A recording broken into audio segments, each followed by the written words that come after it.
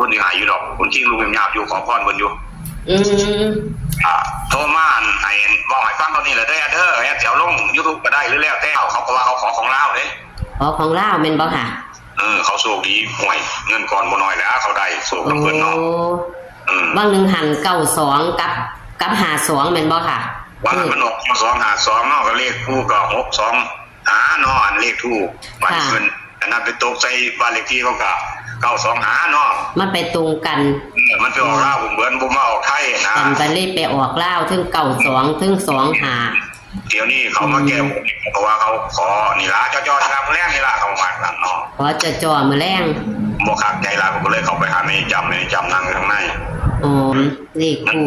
ว่าคุณแม่กับพี่หน้าเบื้องอันนี้มันเลขกันของผู้กับจักติเป็นจังไดเขาก็บ่รู้เนาะผู้รักบ้านเนาะค่ะเนาะ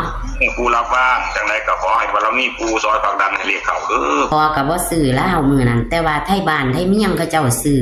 เขาเจ้าได้แตกทืดๆพี่น้องบัดนี้เพิ่นก็เลยว่ามื้อนี้เขาเจ้าขอเขาเจ้ามาบนเขาเจ้าสำเร็จเขาเจ้าได้เขาเจ้าก็มาบนการงานการเงินและก็โชคลาภเขาเจ้าได้ใดเป็นบ้านอื่นเขาเจ้าได้มาแก่บุญบักปูรักบ้านเพิ่นศักดิ์สิทธิ์คักพี่น้องเขาเจ้าได้มาแก่บุญได้มาขอเสียงทายเลขถูกกับจับปิงปองพี่น้อง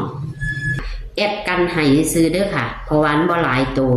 แอดก็เลยกันให้95ผู้คนที่หายอยู่ดอกคนที่ลุงยังหยาบอยู่ขอพรคนอยู่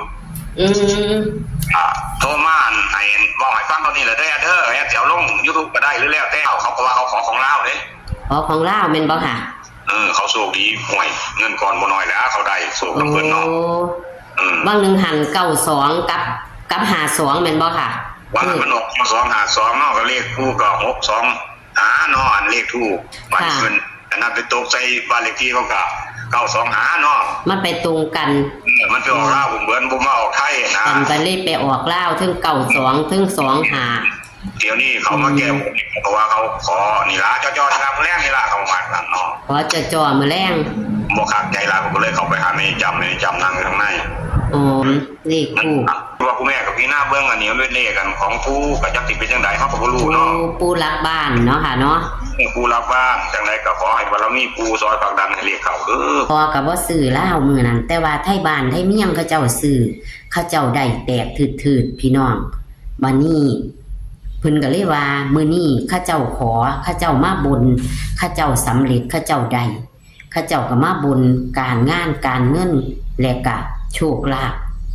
เขาเจ้าได้ใดเป็นบ้านอื่นเขาเจ้าได้